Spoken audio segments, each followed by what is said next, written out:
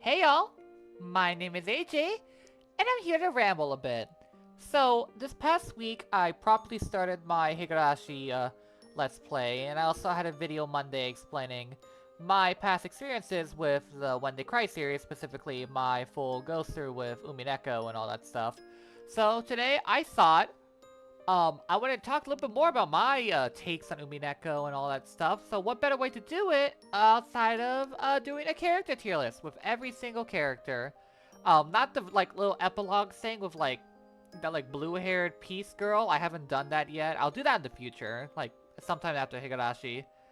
Um, so yeah, we're gonna be going through this. This will, as you see, this is an episode 8 tier list, so it contains full spoilers for the entirety of Umineko When They Cry. I'm not shying away from anything. I'm gonna talk about everything in full. So if you are not caught up or any of that, just unfortunately have to click away.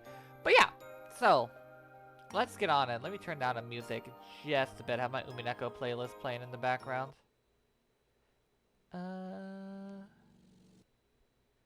Yay, far. I like far. Okay, where do you want to start with? Let's start with an easy one. You know what? We'll start with the man who kind of started us all. Kinzo! Um, Kinzo is a piece of shit, but like in the best fucking way possible. He is like the perfect balance of like so assholery, so like he does such horrible shit, but he has like a human side to him that doesn't justify his actions, but fleshes him out as a three-dimensional character. He's not just, ah, women suck, blah, blah, blah, blah, blah. And his connection to Beatrice is what starts this entire plot. Umineko would not happen without Kinzo. So I think he's gonna go on B. His only real drawback is, he's kind of, because of his position of like, he starts everything and he knows, I think he knows like most of the plot, unlike other characters. He's kind of just kept to the background as like a far off figure. I don't know how to describe it. He just like, he knows too much, so he doesn't get much actual action or development. But what we do see from him, is very good. So yeah. We'll go with the firstborn, Ushiromiya Kraus. Kraus is great. He's funny. Moon tourism and all that. But no, I think he is, once again, he is an asshole. He is kind of a misogynistic piece of shit, but also he does care for Natsuhi. It's hard time showing it with like how fucked their family situation can be. And he's bad with money, but I do think there's enough of a caring heart at the bottom of all this. So yeah, I'm gonna put him just below B.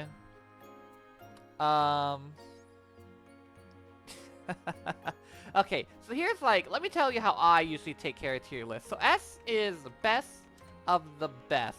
This is, without a doubt, the greatest things this game has to offer in this sort of way. A tier is above great, so great is, you know, like, yeah, this character is great, but this one goes above and beyond. C is pretty good. I'm like, pretty good. It's like, yeah, it's good. Cool. C is the perfect average. Like, you are perfect balance, both positive, negative traits, or I feel nothing for you. D is inoffensive, but does so little for me and or the plot. So we're gonna add two tiers below. Add row below, add row below. Yo, answer. Play on that piano. Do. Alright, that's gonna go there, and this one's gonna become blue. Alright, so this is E tier, which is non-character. I reserved the spot for characters that literally have no purpose, like, it's not a character. They're just a thing in the story. And F is what I call active flaw. Either your use, your character, or your implementation to the story causes an active issue that I think brings down the total product. So yeah. So, who do I think is the character that's an active flaw that brings down the total product? Fuck you, Goda. You killed everyone. How dare you? I'm kidding. But no, seriously. Outside the slight hint in episode 2, where it's like, Nasuhi picked me up at my worst point. I gotta pay it back to her. Goda is like, he has no arc. He has no payoff. He is annoying to be around. Episode 2 is his best. But he gets to fucking episode 8, and he's the one that fucks it up, that sets Erica off, that they're just stalling for time, and causes everyone in the Golden Land to die. So yeah, and it's not even funny. Okay, who's next? Jessica. Alright. Jessica, I think she is average. Most of her story really has to do with, like, her connection to Kanon. I think episode 2 and episode 6 is her best work. Episode 2, because you set that foundation for her and Kanon's relationship. And it's really sweet. And, like, she's a nice, caring girl with, like, a tomboy side, but you can also see why, because Natsuhi and Klaus put so much pressure on her.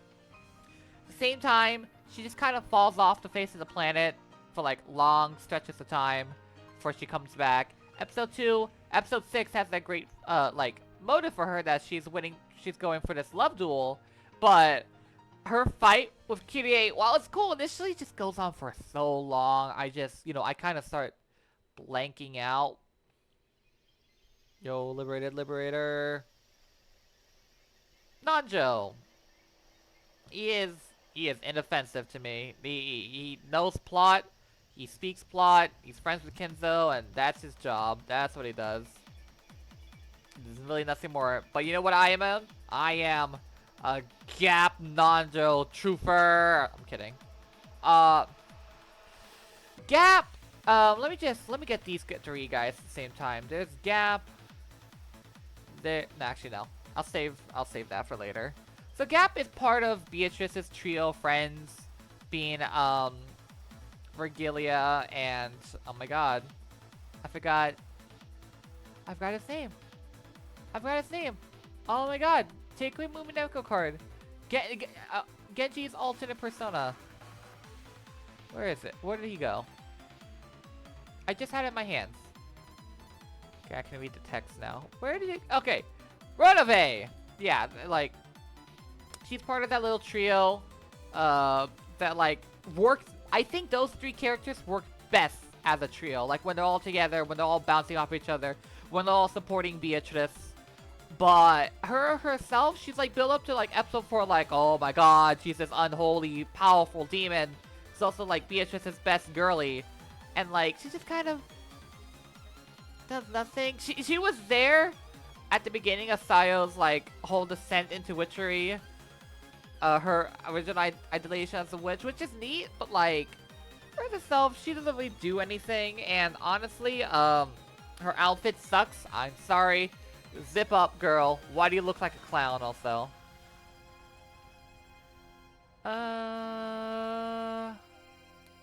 Maria! Happy Halloween! Hey, Maria is great. She is a child character done right. Her conversations with Angie in episode 4 are so fucking good. That line of like... What's that line? It's like the great ones, like... Do you see any happiness here? It's like, she really tries to work and show Angie, like... that there's just not suffering in life. Even after everything she's gone through. And like, some of the scenes with like her and Rosa are hard to watch. In fact, you know, these two characters are like kind of hard to separate from each other. So where is Ushiromiya Rosa? There she is. Yeah, they'll go right next to each other. I say, can't have one without the other. The first meeting scene, like, it got me, and then it kind of did lose a bit. Like, I kind of start. I don't want to make this sound bad. The child beating, like, it took less, like, it become more comfortable as it came on, because, you know, people are dying left, right, and center. And I'm just seeing this child get abused over and over again. But that whole breakdown she has in episode 4, like, when the child service workers are around, that was so hard to sit through.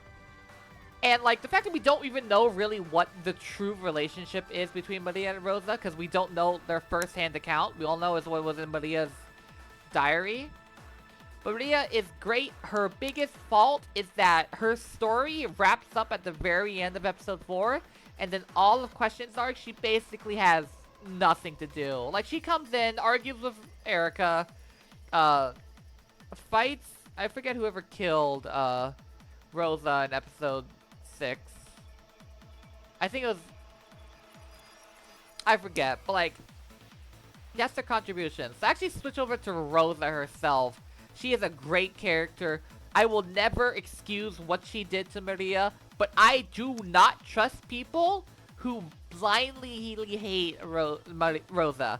Yes, I know, what she did to Maria was terrible, but it is a byproduct of generational abuse. I'm not editing anything for this video because it's a Sunday ramble, but imagine I put on Abuela from Encanto, the true final boss of generational abuse. No, of misogyny and generational abuse. All of it stemmed in Rosa's childhood, and then when she grows up and becomes a very not stable adult because she clearly hasn't gotten the help she needs, she just takes it out on her child, and like, it's horrible. But it's a really cautionary tale of the lingering effects of abuse and misogyny. And like, people get misogynistic towards her. I don't trust. Rosa is like my litmus test of like, do you understand Umineko or not? The reformed incel, George, he's fine. He's like, he learns that, maybe I shouldn't expect this from women, which is great and all. And he does get some good scenes with, like, especially Ava, his mother, and standing up to them, but like, I don't know, he's kind of sauceless. I mean, look at the dude. Look at him. Alright. Let's swap to a new track. Yo, you know what? Since Life is playing. I'll get the other two. Alright. Kanon. Kanon, I think he's pretty okay. Out of the plethora of Sayo Yasu's out there, I think he's like my second least favorite. He unfortunately, Kanon does disappear from the story for large periods of time. He gets episode 2, he gets episode 1, he gets the great scene where he tries to defy Beatrice, which it's interesting to think if he's trying to defy a part, if Yasu is trying to defy a part of herself from doing all this, but can't stop it. Episode 2, when he fucking pulls out the lightsaber for the first time, I'm like, yo! He's all struggle with furniture. Episode 6, of course, but after episode 6, like, his story is kind of done. Shit. Who won the duel? It was Shannon. Yeah, it was Shannon. But outside of that, the fact that he is like Sayo's entire repressed dysphoria made into a person that she could also have in her life is really interesting. I don't think I've ever seen anyone treat their gender dysphoria that way, but you know what? Props to witches. And you know, he's kind of the cool, relaxed guy. He looks great in oh my god, what is it called? The Supin, the fucking song in episode 2 that comes from... Oh my god, what is his name? I'm sorry, it's late. I got off of work. What the fuck is that? Red hair anime girl. Bullet hell. Toho! Toho! He looks good dressed up as a character from Toho. And I guess we'll do his sister. Actually, no, I don't want to save Shannon for later. I'm going to save her for the Yasu half.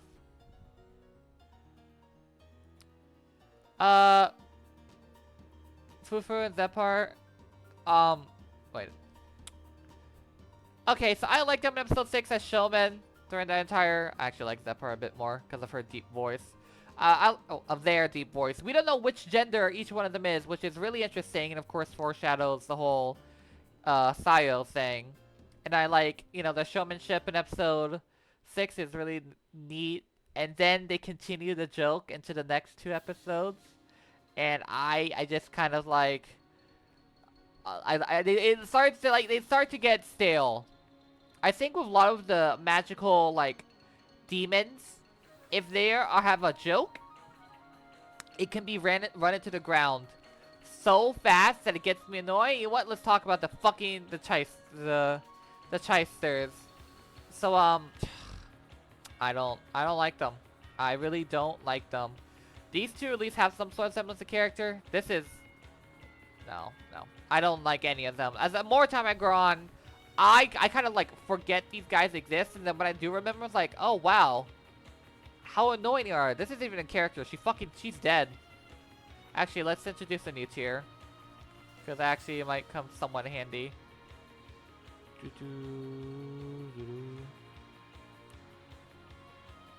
This is good old G, gone before the story. So these are characters who are dead well before the story starts and don't get characterized because of it. They just get talked about in passing. So the whole twist of the Chyster 5-5 dying because fucking Rosa threw her into her wall is really cool, but like that's not enough for me to justify a character. So let's just put you and Kinzo's unnamed wife, which is really weird that he doesn't get a name. Or she doesn't get a name. But yeah, I don't like the Chysters. They're annoying at worst. It's just kind of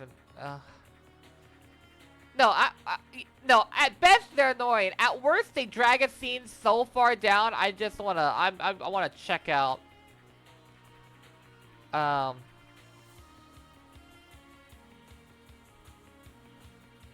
guess we can talk about our first S tier character, Natsuhi. She is my favorite of the moms. I'll start with the negative first, because I have a lot of positive things to say. But the negative is that episode 1 and episode 5 are the only times where she's actually a character. Well, like, she gets focused on. Unfortunately, every other episode pushes Natsuhi so far into the, off course, it's like, unfortunately, she does not get the chance to shine. But luckily, this color, of course, we gotta play this color for Natsuhi. Luckily, what she does do in episode 1 and episode 5 fucking is astounding. It is very, episode 1, you know, that's your first impression. So, like, she sticks with you first, which is really, really great. Episode 5, though, like, where her story is fully brought to a close, you can tell how much she truly does love for this family, even to the point where she's created this false Kinzo. Protect her husband, to protect her family name. She has sacrificed so much of her life. And you could tell it was hard on her at first. It was really hard. She lost her entire connection to her family, brought into this alien one with some very different people. A lot of them who give her a hard time, like Kinzo and Ava does. But she perseveres, she stays strong. She made an oopsie and almost killed a child, but like, you know, everyone makes mistakes. But she is such a strong person that she stands up above it all. That you can see the change. I think at the entire time where Erica's reading out her diary in episode 5, and she's like, that's how I felt then, that is not how I am. You cannot use that as proof. That's how I really feel, where Erica goes, nah, this is definitive proof. It's such a good conversation. Because Umimeko's main theme is about understanding the hidden heart of someone. To look past maybe what's written down, or what you refuse to see, or what someone else says about this person, especially since you can't interact with them. So, you know, whole correlation is that we don't know the Ushiromiya's, but through the bottles and all that stuff that's come out years after their deaths, we've come to this understanding of them that we want to see. But Umineko itself, with the power of the game board, we actually get to see what lies in the heart of these characters, and trying to understand that heart above it all is such a great fucking theme. And Natsuhi is such a goated character. She's gonna be, I believe she's gonna be at the bottom of S tier, but she rightfully deserves that spot amongst S tier. Alright, who's next? Ooh, Dead Angle, I love this song. You know what, let's knock out the fucking sisters. I'm not gonna even bother doing their main versions. We're just gonna go... Alright, so Lucifer, I actually kind of like, because how many L's she takes in the fucking story. Like, she consistently sucks. That's kind of funny. Mamon, she's great. She's Angie's girlfriend, and actually has a character outside of, like, either, this is my sin, or, I'm an annoying girl. I still hate their fucking outfits, but whatever. And these guys, well, they're literally just a color swap.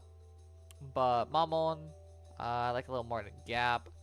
I wish it was just one of them. I wish it was, because, like, the whole thing, because now we have all these fucking sisters, and we just do not have the 7 people to fill a scene.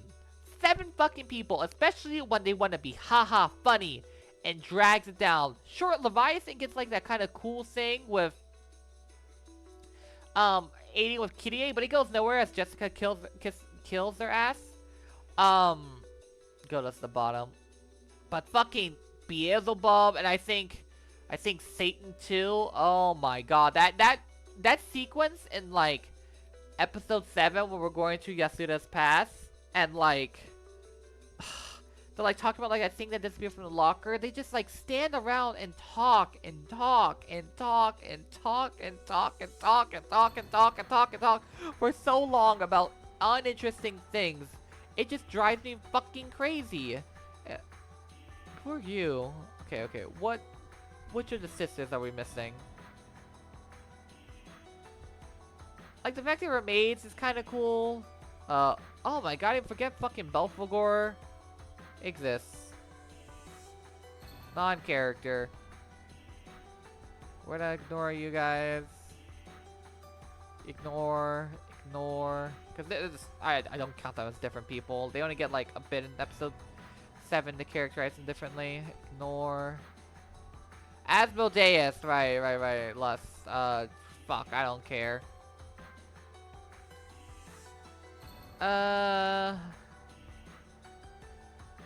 Let's see. You literally show up for like...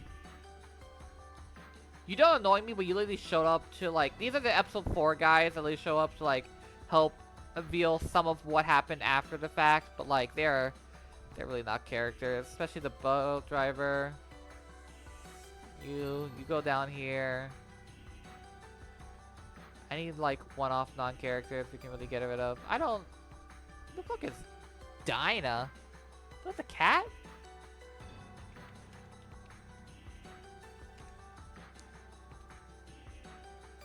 Oh, Willard's cat! Because I saw Leon there.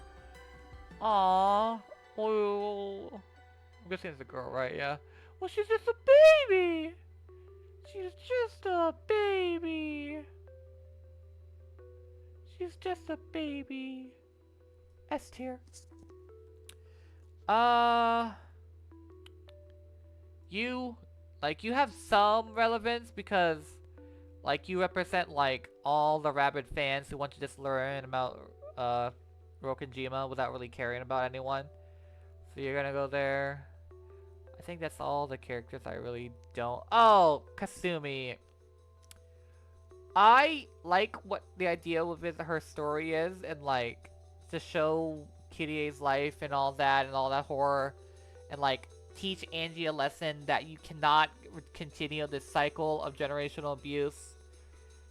But like, she does that thing. Yeah, I think she's a flaw because like she's the main driving force against Angie in episode 4 and episode 4 alone, which I don't really think is the most interesting. She's not the most interesting antagonist, and she does that thing where she just dumps her entire, like, you get some hints like her situation with Kirie and why she wants Angie and all that, but she just dumps her entire fucking life story at the very tail end, like, for 45 minutes before she dies, and I'm just like, I like what it does for Angie, so maybe it's not an active flaw, but also I think her implementation of the story is maybe not an active flaw, but I think her character is an active flaw. Okay, is there anyone else that's really a non-character or above?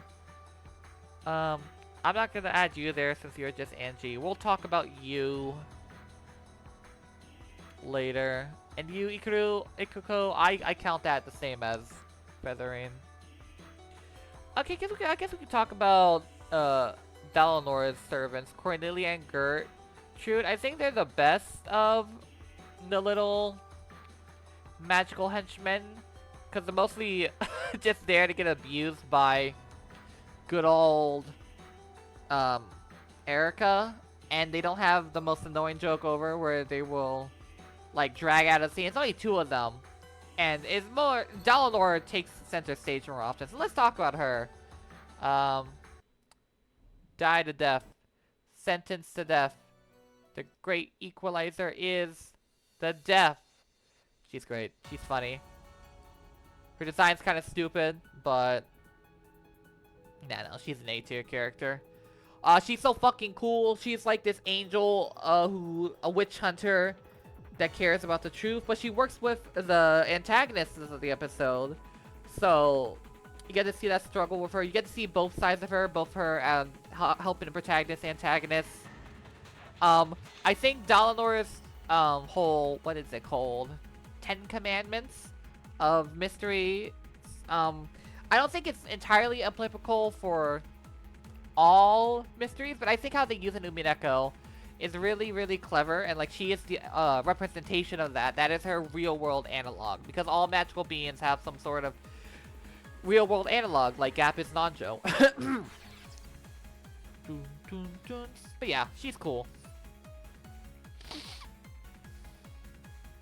This is I'm not gonna rank her. That's the Beatrice. That's the second Beatrice that was born from.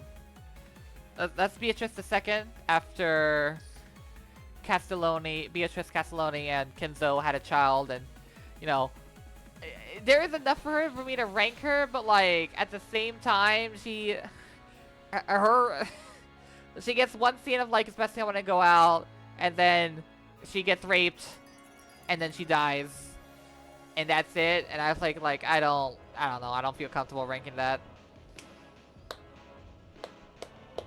So Kumasawa, honestly, she's going inoffensive alongside Nanjo. She has this weird thing in like the first 2 episodes where she'll like narrate everyone's feelings, but yeah, let's talk about Virgilia at the same time. Virgilia I find more interesting as kind of like the only person who can really tame Beatrice.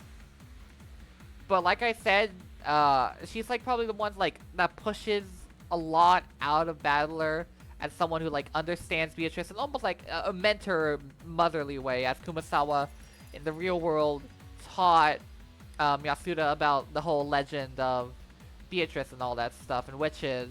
It really got her to believe, so that's why Virgilia is her real world counterpart. Like the conversation she has with Battler in the Golden Land during episode 5, when Beatrice is kind of catatonic, it's like, it's really nice. She's able, her role as the mentor does bring out a lot of good scenes with Beatrice and a Battler, but her on herself is kind of not the most interesting person around. She gets this, the duel between her and Beatrice in episode 3 is really fucking cool. It's like a giant chess game, and like it's the one of the 2 times we actually see Beatrice go all out. The other time being the end of episode 8. But yeah. I think that's really all I have to say about her. Funny music time. Yay! Funny happy times. Okonogi. I know he's in Higurashi and Sikonia. He's kind of like the Sid of the When They Cry series. But he's like, okay, he's here to give some advice too. I'll put him above these 2. Below these 2. He gives some advice to Angie, and he also is trying to backstab her, but also gives her a new life at the end of episode 8. So like he does his job. It's kind of neat. Honestly, I kind of forget he was gonna show up in Higurashi until I saw his face. I was like, oh yeah, that's Okuni. All right, the whole other personality Beatrice thing. That's gonna be lumped into Beatrice, which we'll talk about later.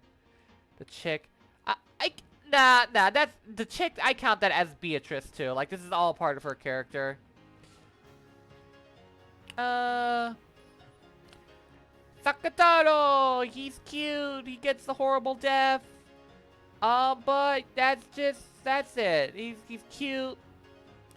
He provides some emotional support for Maria and Angie, but that's kind of what he does at the end of the day. Okay.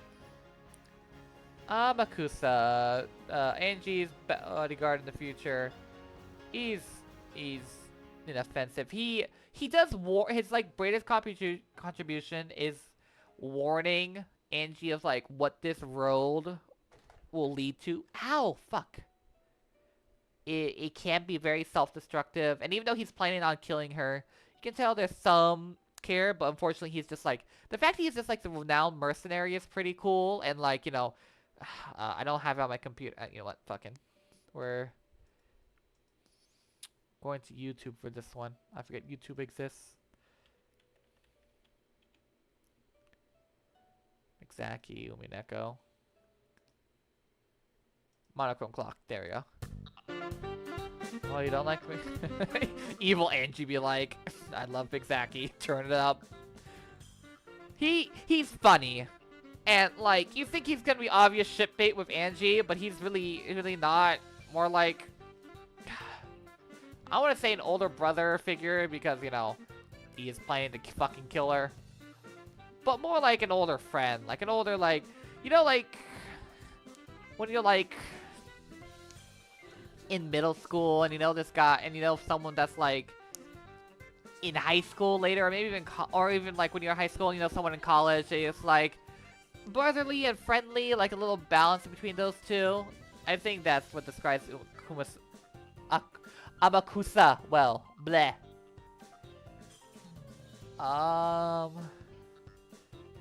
Rudolph. I find him a little less, yeah, below Kraus. Kraus, I feel like he has more drama with the story. Rudolph does have more drama as he's connected to Battler, but honestly, he kind of doesn't really do that much throughout the story to leave, like, a lasting impression. There's the battle scene he has with, one of the demons in episode 3, which is pretty cool. And then there's the whole thing in episode 7 where or episode 17 party where Burkastel shows Angie and Leon the quote-unquote truth of what happened on the Rokinjima that day. But outside of those moments, there is the fact that, you know, he lied to Kirie and Asumu that Kirie is Battler's birth mother and he switched to babies, which is really it's really dickish, but like that revelation, we don't get the emotional I think what would push Rudolph to like Klaus tier for me if we actually got to see the scene where where Rudolph at Asumu's funeral begged Battler for forgiveness to come back to the family. The fact that we only hear about that secondhand in a text box, without actually seeing it, I think really takes away from Rudolph's character. And like, you wonder, like, well, what's the difference between seeing it and hearing it? There's a difference between how a scene plays out, how Rudolph acts, his voice, how his picture looks versus how, Battler's recounting of like, oh, he apologized to me on his knees and begged me as like I came back. It's just like, we should have seen that scene. That's one time, like, Umineko, you could have spent a little bit more time on that.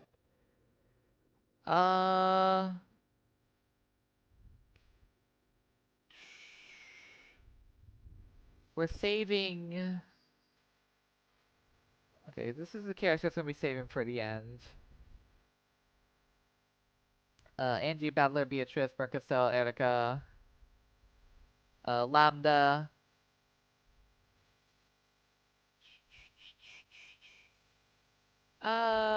Kitty A, let's add her on. I think she goes slightly above Rudolph. Her entire, like, hidden anger that's within her is really cool. Her fight with Leviathan's cool. The envy she felt towards Asumu. Like, her and Rudolph, like, importance in the story is tied together. Like, very close. But, like, she is the instigator of the whole massacre, at episode 7 Tea Party.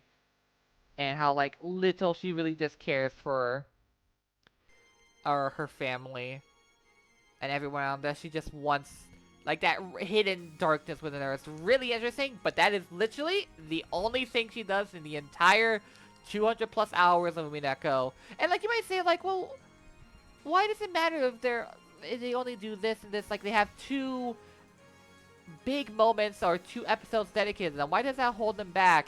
Umineko is very long, and there are some characters who are consistently a present, ever-evolving fact throughout the episodes. Well, one of my favorite characters is only, like, in 2.5 episodes, so, like, that's not even the case, but, like, with a game this long, like, especially when a character is, like, murdered early on in one of the episodes, you kind of, like, their stories end there.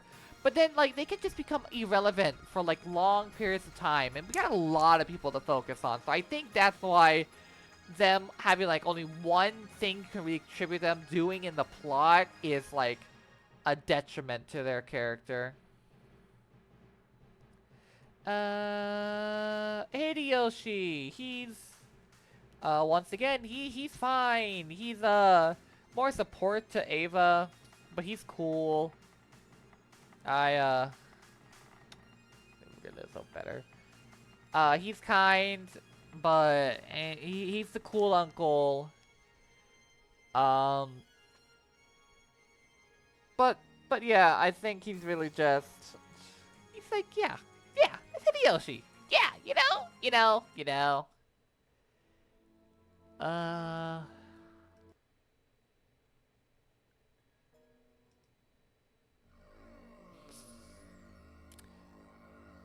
Alright. Let's knock out some Yasudas. So, Claire. She is the narrator of episode 7.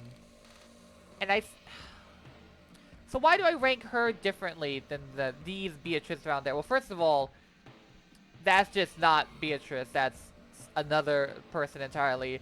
And these 2 are 2 halves of Beatrice that become one to become Beatrice proper again. But Claire is her own separate entity that I think shows, how do I say, she shows the vulnerability of Sayo to, like, she is, like, the closest thing we get to her true unembedded heart. So I think she goes, she's my least favorite Sayo aspect, so I'm gonna put her below Kanon. Yasuda, I've read the manga, so I'll leave her separate. Let's talk about Leon. Let's talk about them. Yes, them, by the way. They're great. They have 1 true episode to shine, but, like, seeing this elsewhere, Sayo, where they could just live up to be, like, you know, the heir to the family, have an actual functioning life, has a good relationship with their sisters, or their cousins in general. It's like the idealized version of the Shiromiya family until, you know, fucking Kirie goes to kill them. But let's ignore Kirie. Their whole buddy cop dynamic with Will is great. I kind of wish they had more of that. And, you know, they're living together now. I guess their actual body's dead, so they're just living in the meta world. I believe that's what called, yeah, the meta world. It's just, it is Beatrice if she had a happy life. And they're cool. I don't know, they're cool. They're cool. Like how Delano is, like, they're cool. And I'll rank Willard right next to them.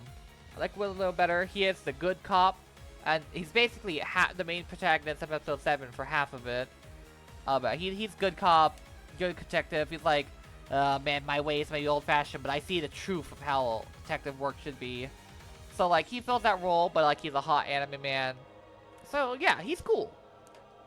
I know the characters I put in the last 2 characters in A, I can't really describe as much as I have with other characters, but honestly, they're cool is, I don't know how else to say it.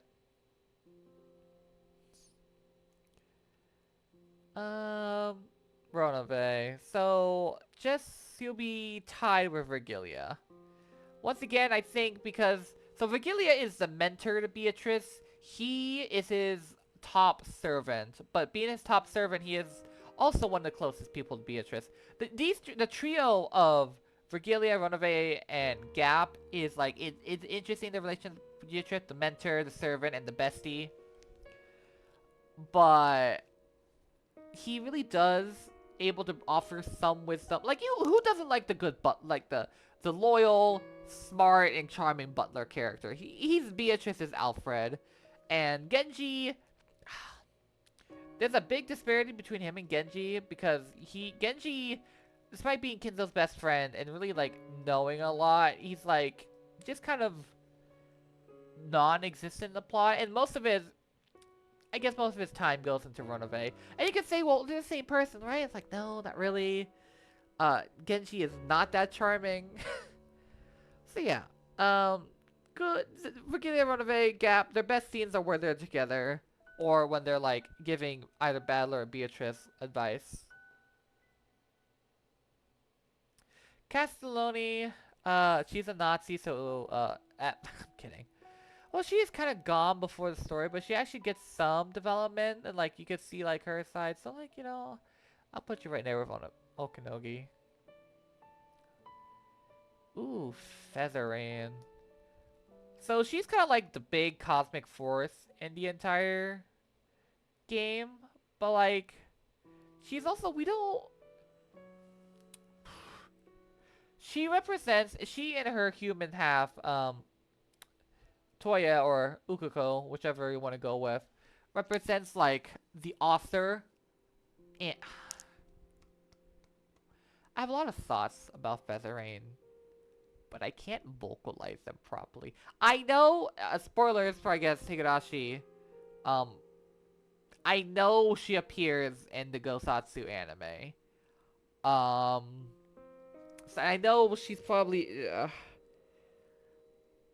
maybe I'll save it for later, because Featherain is a character I cannot properly vocalize, like, what I want to talk about with her.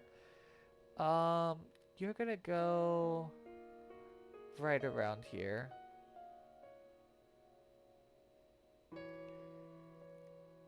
Toya, this is Battler after he's lost his memories, but, like, he's such... he's what Sean for so little time. I don't really care. Differentiate him that from Battler. I know he is not Battler. He is a very different person, but his role in... But I'm just gonna keep him off. All right, that's my rules.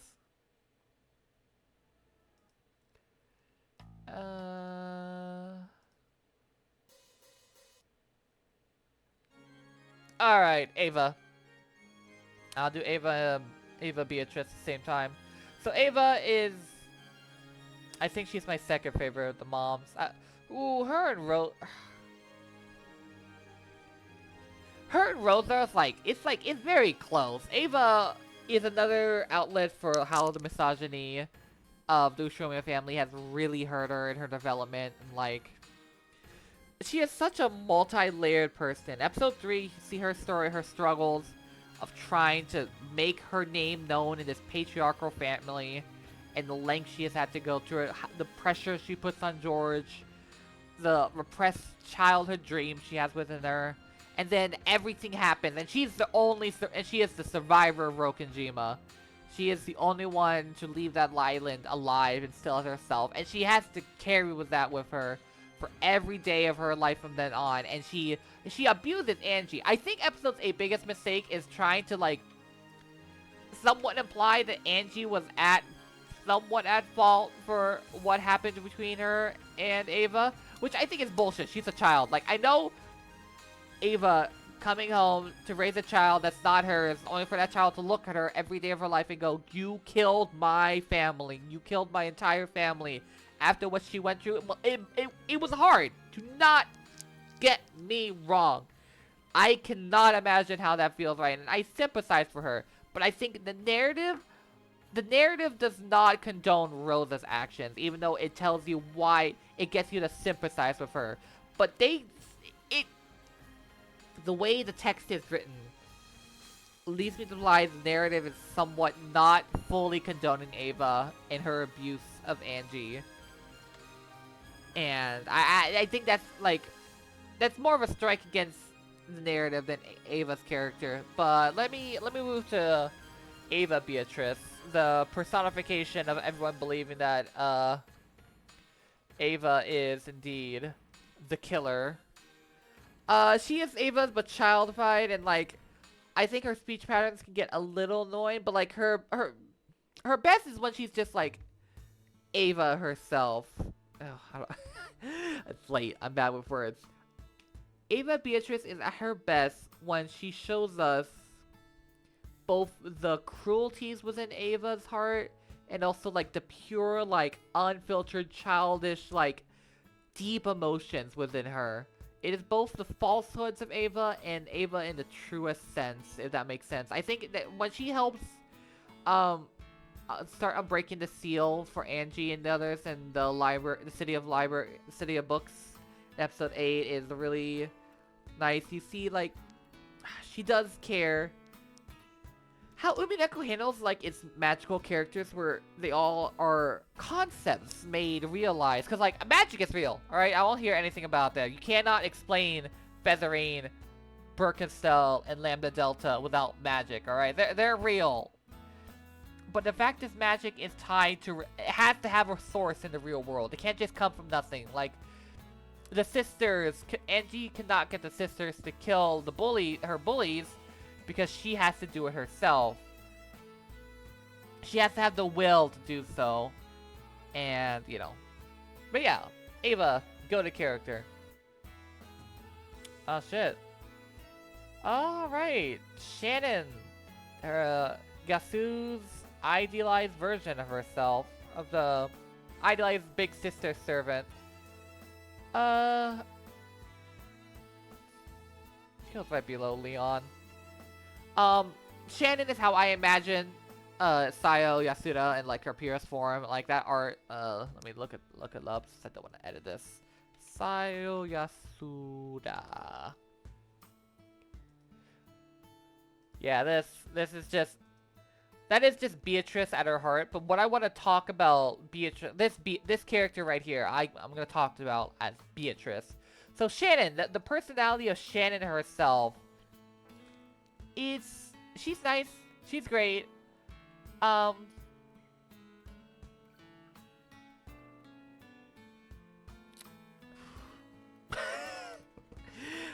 my god, I want to explain why Shannon is up so high, but I cannot, you know, actually, I'm gonna lower it to, like, B. I think, yeah, maybe what I want to say about Shannon will come out when I'm talking about Beatrice. Oop, vocal songs. Okay.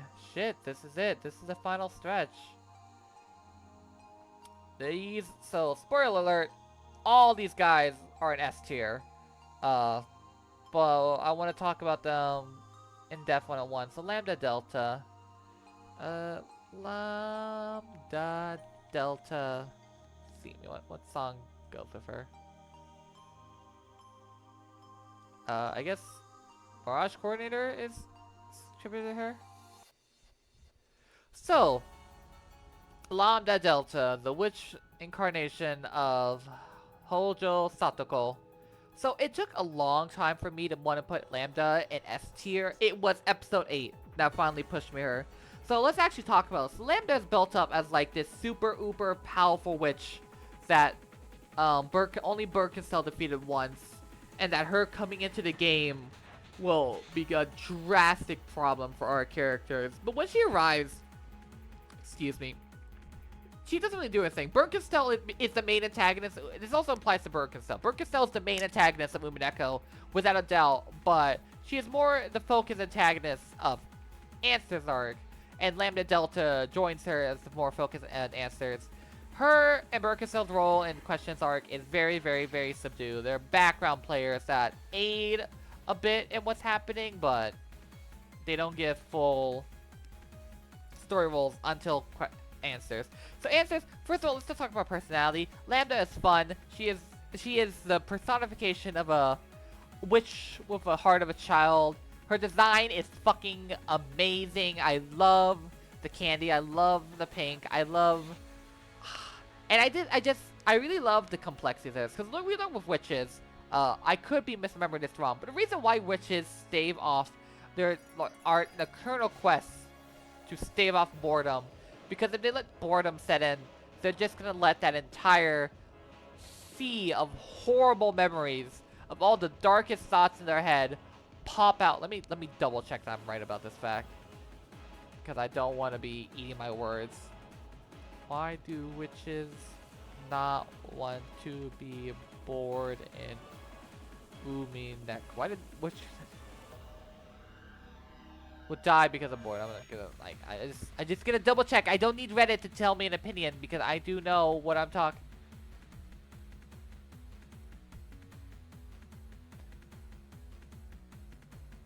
Yeah, so yeah.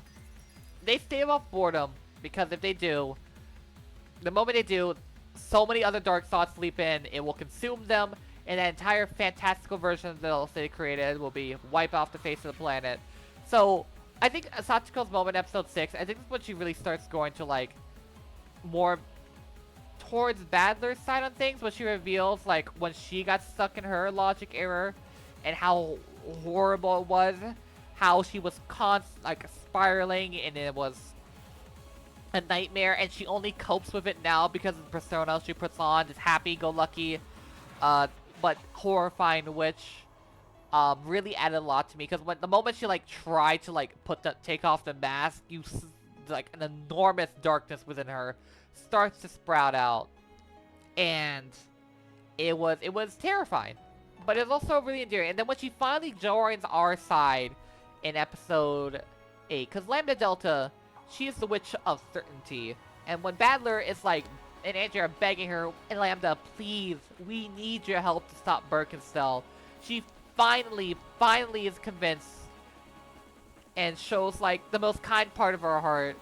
And then the whole thing when they're searching the library and Birkenstell is onto them, and she's like, okay, you guys gotta decide, someone's gotta hold off Burn, rock paper scissors, and then she inserts herself to rock paper scissors, oh well, looks like I lost, and she basically sacrifices herself to go hold off her girlfriend, so Angie and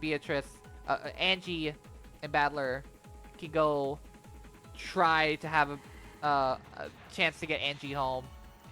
It's that's really what got me. She is a very multifaceted character. She could easily have been a one note oh, aren't I quirky character, but I think I'll talk a little more about Burn and witches when I get Lambda and Burn when I get to... Actually, you know what? No. Let's talk about her. Let's talk about the main character, the main antagonist of Umineko, Federica Birkersell.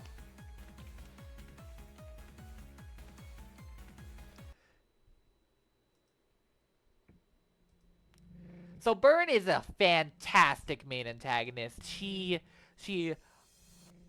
going to Umineko, because I know Federica is Birkersell. I know this is what she's gonna become one day. I know she gets stuck in a logic error because in her game board, and she is in there for God knows how long until a monkey types, until she, the monkey eventually types out a typewriter long enough to type out Hamlet. She finally escapes.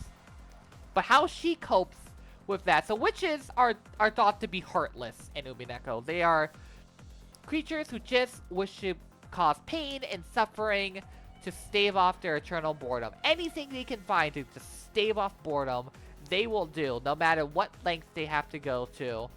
And Birkenstell is... It's they're heartless. They don't care. There's no emotion. And Birkenstell represents that episode... I don't think this actually what you are. Give me a second. Let me work on the point. Birkenstell represents that in Questions arc. She is monotone. She is very subdued.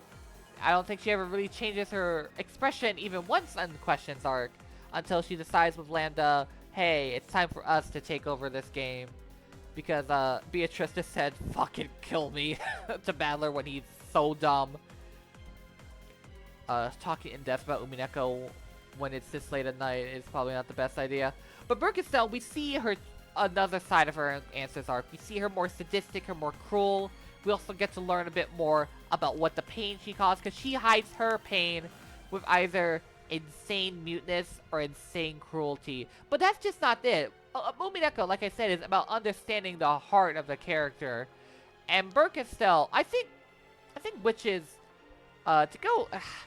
switching over to my Kingdom Hearts brain, I think Birkenstone's really good in Lambda Delta, and what they say about witches is really comparable to nobodies. They are not emotionless beings, but beings who are described as, like, heartless. They don't understand human emotions. They are so removed from it, they will do what it takes to bring beneficial gain for them. But when then we get to see the in-depth, the more about them, there is a heart underneath all of it. It's just buried through a lot of dark and twisted events in their life. And Birkenstown, she's just so fucking good when she is antagonistic. Her design is amazing. Her powers with the fragments as the Witch of Miracles is great. The entire episode 8 is my favorite. By the way, if you want me to hear quickly rank the episodes, 8's at the top, then it's 4, then it's 7, and then or 7 or 5. Let's just tie those up together. And then it is 1, because I think 1 is the one I actually read, and like I read through episode 1, I read it in the manga, and I watched the anime, so that's like the one I'm most intimately familiar with. And I think the tone of episode 1 is immaculate. And then 3, and then 2. Those are my Umineko episode rankings. Yay. Birkenstone, she's just so fun. She is like when you think of a cackling witch when she wants to get serious. Episode 8, when she realizes that Lambda has taken them to the city of books, where she just fucking goes, loses it, and sends a torrent of her cats after them. And like also, when she is sadistic in the best way, and sadism that is not overly edgy is really important to me in an antagonist. Like Frieza. Frieza's a really good example of a sadist. So yeah, Birkenstone's great. I'm probably very bad at explaining things, aren't I?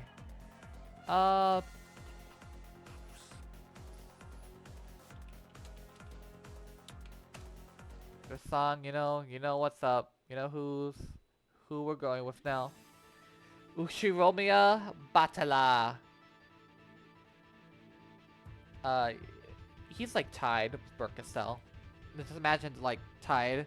So Battler is a great main character. He starts off a very wrong for like he's gonna be just like, oh, annoying, pervy, anime dude in episode 1. But then his arc is really trying to, is like tied with Beatrice and really how he refused to accept magic and how lost he is all this. But then the moment he realizes who Beatrice is, when he understands everything at the episode 5 and it all clicks together in his mind and becomes a true witch, and then he does everything in his power from then on to set things right. Because Battler starts off as a very immature, very irrational, emotional guy in Questions arc. And by Answers, but the end, he becomes a very wise, very mature, very soft, very rational. Well, he's still bits of rage, but very rational man. And like his development is great. Like how he is such a well-rounded main character. He just makes some weird jokes sometimes. And he looks like Kazuma Kiryu. So yeah. Points there.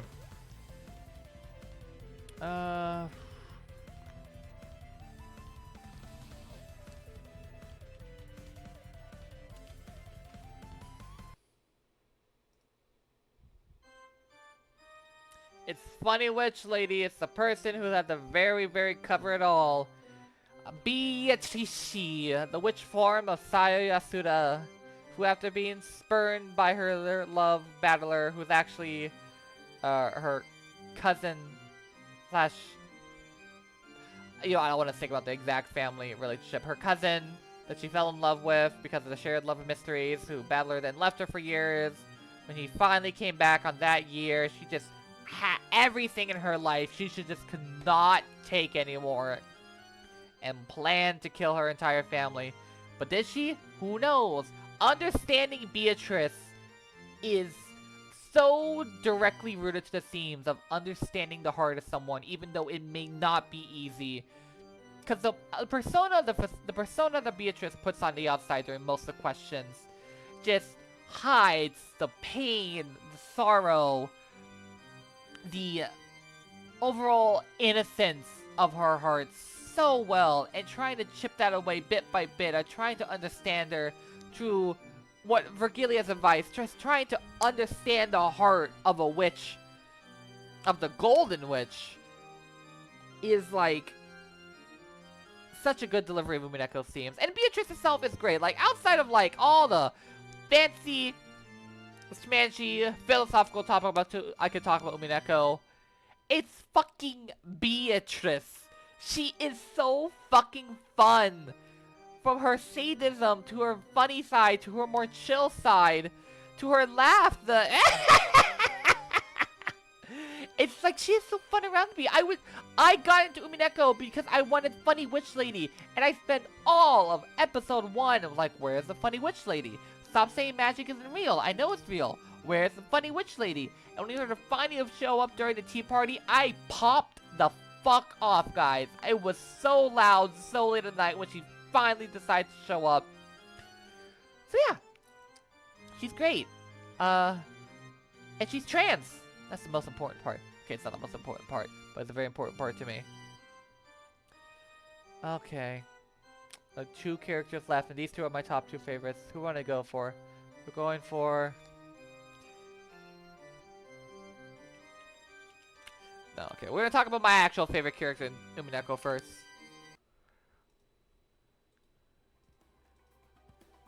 Fururo Erika. She is my favorite character in Umineko. She is one of my favorite characters in anything.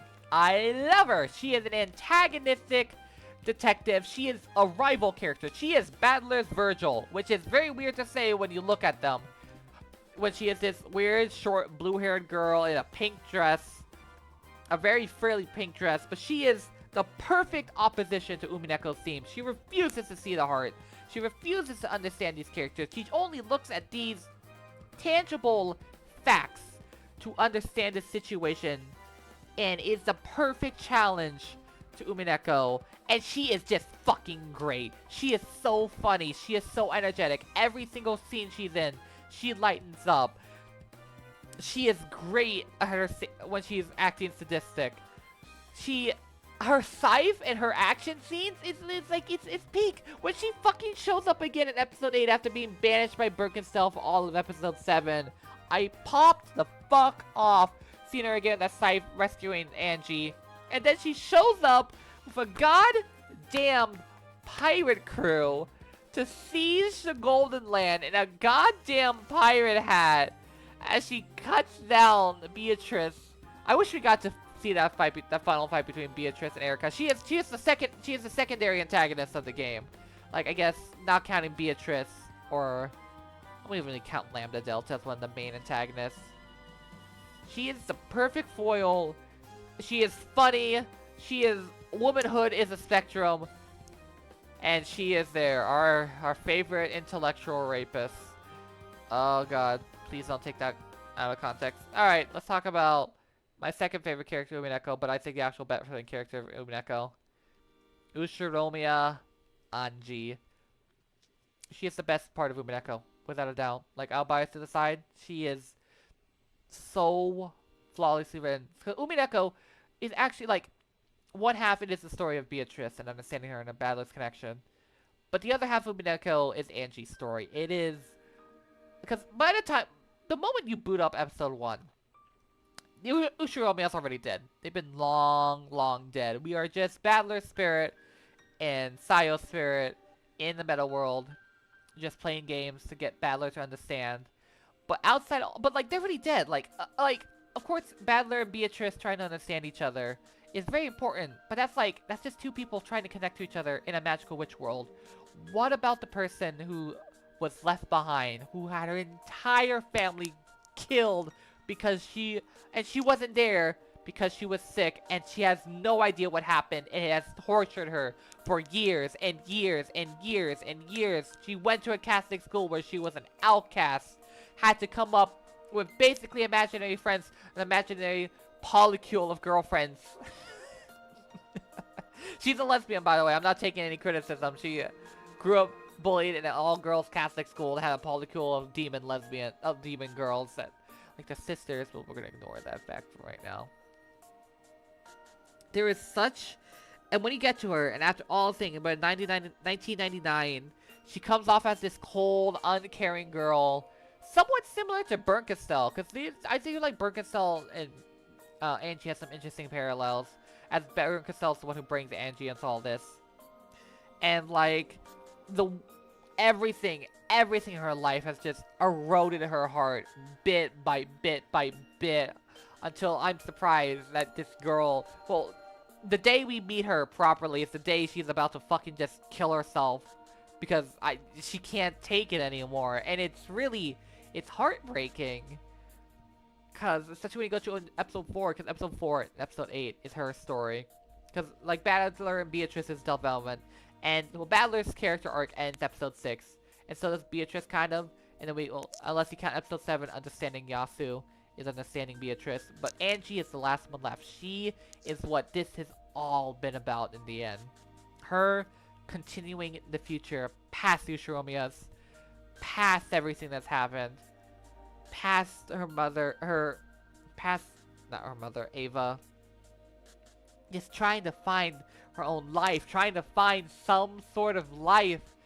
Apathy, I associate as Angie's theme, because I think apathy is a great word that describes her. She is, like, so numb to it all, and is just looking for an answer on why her life turned upside down, and then just let go of life. And that's not what Battler wants for his sister. Episode 8, the first half of episode 8, he is desperately trying to tell Angie about, he's trying to show this perfect version of her family that she knows is bullshit. But the point isn't that it's bullshit.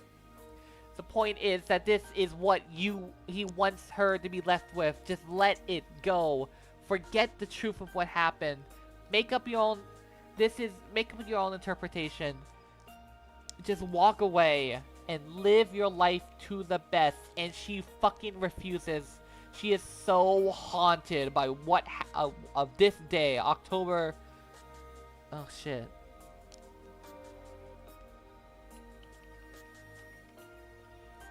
I think October 5th is when they all died.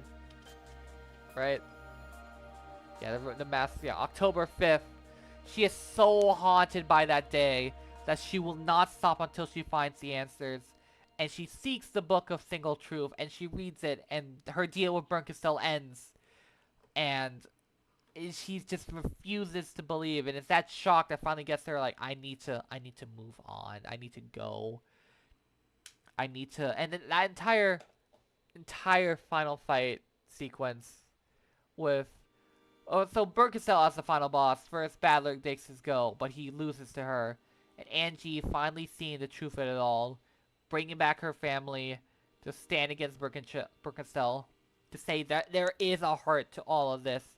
She gains her heart back, and she walks into the future, and she leaves it all behind. She leaves her name, she leaves her past, she takes the fortune, what Okinogi gives her to create an entirely new life. And then we cut to years later, where she is, I believe she had an illness in the future, but she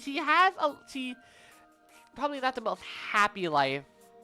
I don't think she has many, like, connections and friends, but, like, she had a life that she finally could make her own. She was able to move past her pain, and of course, when she finally meets Battler again, who is Toya, whose memories have been gone for so long that, like, that Battler is dead. He went back with Beatrice underneath the water. It's a really heartbreaking, like, final moment for her. But then you see that she revamped the orphanage that Gasu was raised in, and or at least another one. And, like, she wants to give children that were in her position a better life. Because she really took her brother's words to heart. And then, the final scene of Umineko, this is what... So I only... Oh god, I'm gonna start doing it again. So I only cried once in all of Umineko. It was not the ending where Battler and Beatrice fall in the waves. I like them. I'm not the biggest Battler Beatrice shipper on planet Earth. But it's when...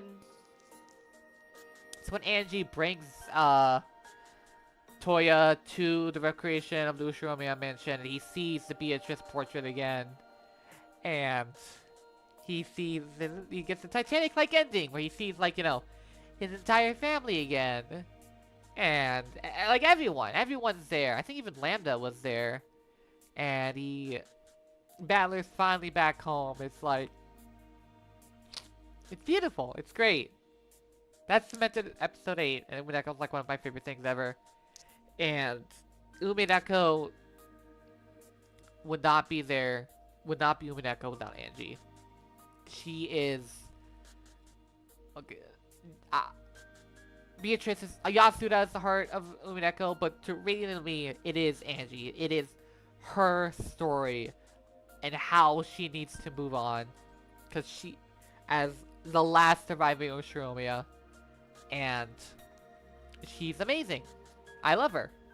Erica has the reason why I put Erica above Angie is simply because she entertains me. Once I finished Umineko, Angie originally was at the top. But like as the months and months are going on, Erica just kind of like stuck in my brain. And it's now part of my... It's like one of the core memory, like one of the frickin' personality traits like Inside Out. But as you probably be able to tell, because I think Angie's the longest I've been able to tell about. And I've been able to talk about her so concretely, even though it's almost midnight, and I stumbled all over people, because Angie, I have a lot of things to say about her. I think she is fantastic. I really don't think any, I'm gonna write Higurashi off of this, because I could be wrong. So it's early, but Angie is such a high bar of a character that Ryukishi has created, and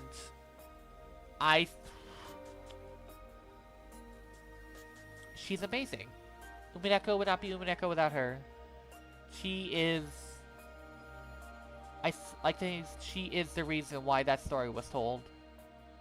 But yeah. That's it. That's our tier list. Got a little emotional at the end there. Sorry. But yeah, that is how I feel about Umineko. Years later, 1 year later, basically. So with a lot of my memories, like not the most perfectly clear on how some events went, but this is how I feel about them now. So, oh wait, sorry, give me 1 second. I lied to you. Oop. Oh, fuck me. Can't remember my own joke. I lied to you. It's actually a character better. It's actually the best character in the entire game. Above everyone else. And it's a fucking goal! Let's go! Goat! It's a fucking goat! Yeah! Yeah! Ah!